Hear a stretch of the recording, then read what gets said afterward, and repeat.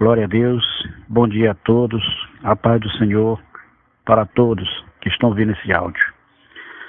Quero dizer que nós somos vida, espírito e a imagem e semelhança de Deus. Por incrível que pareça, ainda nos nossos dias, até mesmo pessoas que conhecem a palavra, que lê a palavra, louva o Senhor, é membro de igreja, dá dízimo, dá ofertas. Meus amados, a nossa vida espiritual, ela é para muitos, acham que estão entendendo. Mas a nossa vida espiritual, ela tem um porém, ela tem um porquê, que poucos entendem, né? Só para ilustrar, eu vou falar para vocês o seguinte: quem conhece a palavra sabe do que eu estou falando.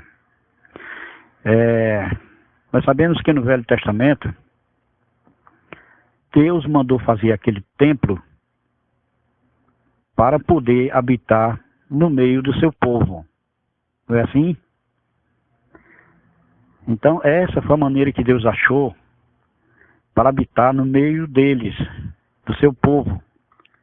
Porque Deus ainda não habitava em homens, né? E como Deus queria estar presente no meio do povo, acompanhando aquele povo, e fazendo com que o povo lhe visse, lhe enxergasse, e sentisse ele mandou fazer um templo, né?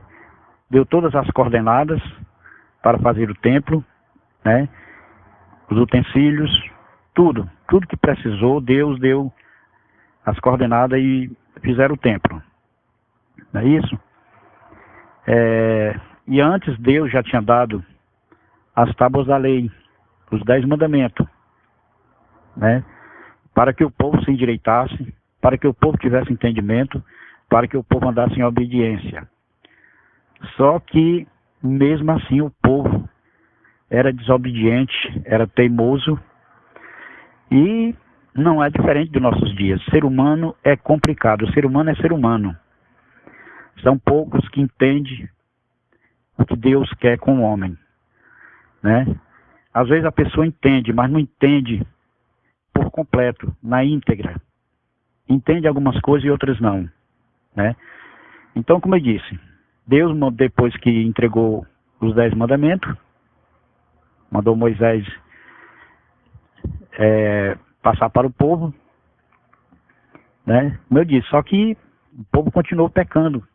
Por quê? Porque Deus não habitava ainda em homens, né? Então, quando o templo foi feito, Deus mandou colocar como testemunho as 2 tábuas dos 10 mandamentos dentro da arca, né? A arca da aliança. Essa arca simbolizava o pacto de Jesus, o sacrifício de Jesus. E no tempo certo, na plenitude dos tempos, né?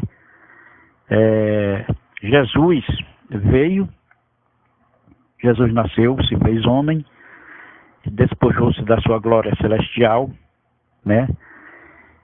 E viveu entre nós, homens aqui na terra, para se cumprir o que estava escrito lá no início, quando Adão e Eva pecaram contra Deus. O Pai já profetizou a vinda do Filho, que da mulher nasceria o varão que pisaria a cabeça da serpente, né? E assim se fez. Jesus completou tudo que estava escrito na palavra, viveu até os 33 anos, e no dia em que Jesus foi pregado na cruz e inspirou, naquele momento que ele deu o último suspiro, ele disse: Pai, está tudo consumado, ou seja, eu cumpri o que tu me mandaste cumprir. Naquele instante, o que houve lá dentro do templo? O véu do santuário se rasgou de cima a baixo. Glória a Deus. Não é assim que está escrito?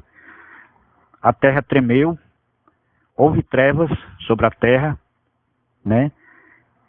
E, como disse, o véu do santuário se rasgou de cima a baixo e foi destruído.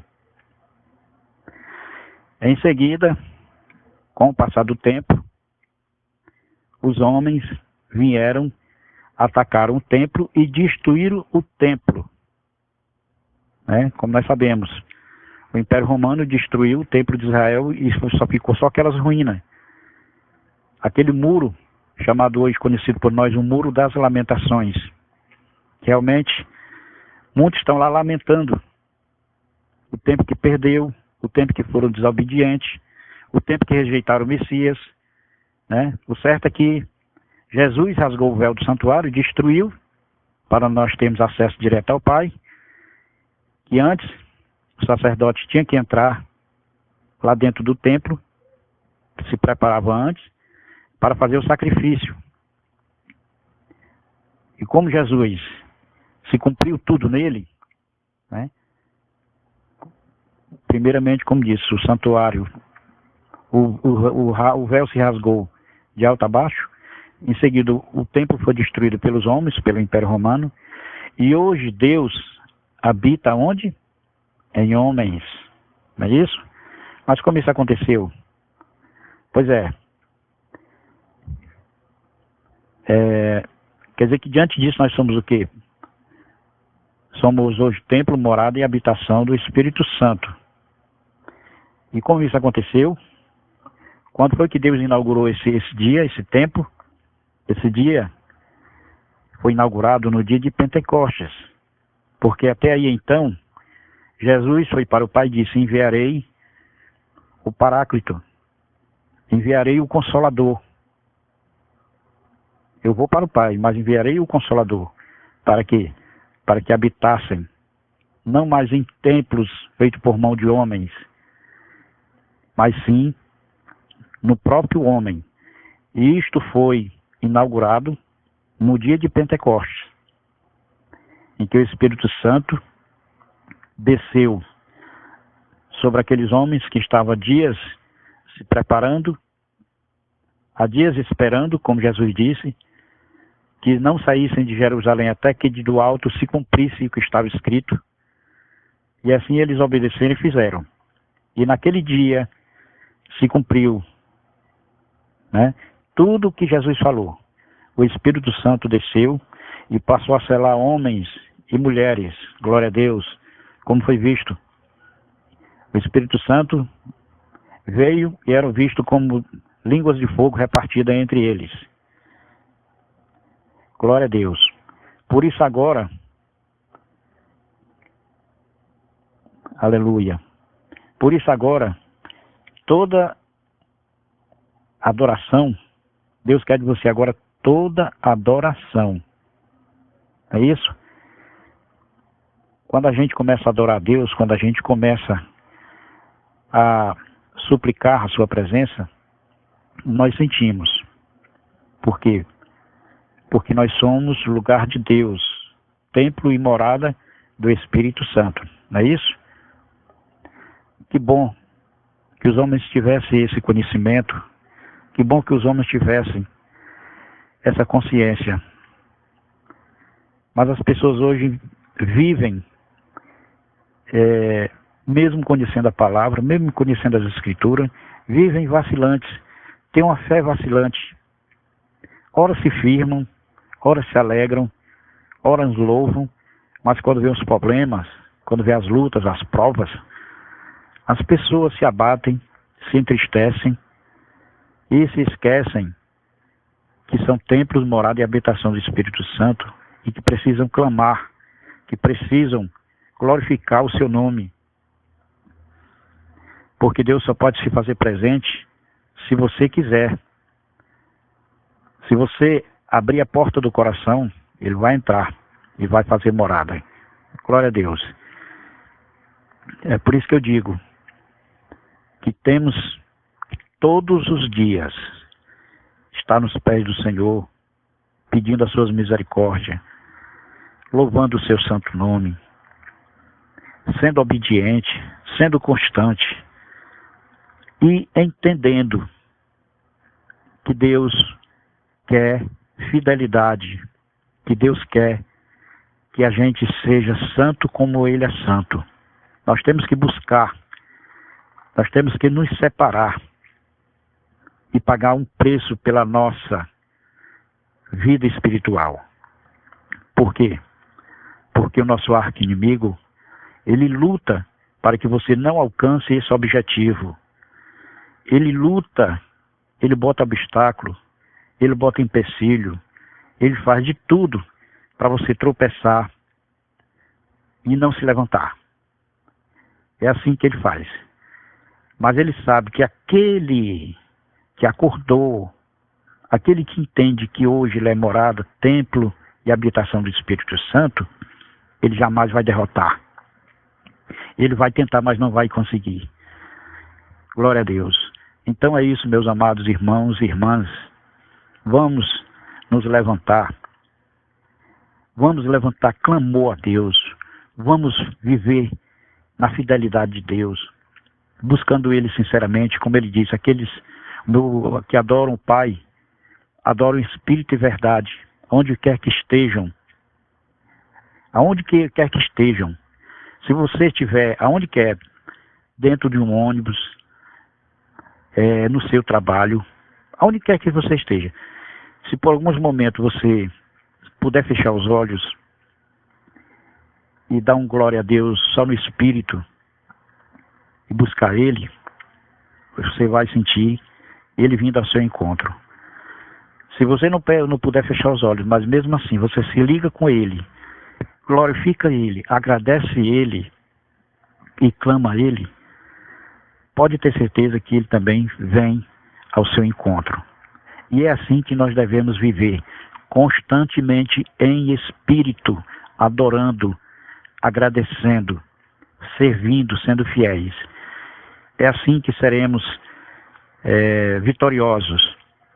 E como Jesus está próximo à sua vinda para levar os seus separados, os seus escolhidos, e como o inimigo está sabendo disso através dos sinais, porque ele sabe também, ele não sabe o dia nem a hora, como também nós sabemos o dia e a hora, mas pelos sinais ele também sabe como nós sabemos. Então, ele tem derramado a sua fúria sobre a terra, uma coisa sem limite. Ele está procurando extrapolar. Ele tem tentado contra a família e contra a igreja. Por quê? Porque são dois projetos de Deus que Deus criou e não pode ser destruído. Porque projeto de Deus não pode ser destruído. Primeiro Deus criou a família, depois a sua igreja. Então, esses dois projetos é que mantém a vida na terra. Primeiro família, onde nascem homens e mulheres, depois a igreja, que transforma homens e mulheres em santos de Deus. Glória a Deus. E assim, meus amados, vamos entender dessa forma, vamos fazer dessa forma, vamos amar como Deus ama, ver como Ele vê, sentir como Ele sente e fazer como Ele faz. É dessa forma que Deus vai se agradar da sua igreja, do seu povo. Glória a Deus. Eu estou falando isso não só para a igreja, não só para aqueles que conhecem a palavra, eu estou falando também para as pessoas que ainda não tiveram contato direto com Deus, que ainda não conhecem na íntegra a sua palavra, mas que já ouviu a sua palavra e conhece de tudo um pouco. Ponha isso no seu coração. Deus está às portas e Ele vai levar pessoas para morar com Ele para todo sempre. Às vezes digo que Deus vai levar pessoas que nunca colocaram seus pés dentro de uma igreja, mas que foram tão fiéis e tão sensíveis a Ele, entenderam o plano e o amor de Deus, que serão arrebatados. Para isso nós vemos lá no início, né?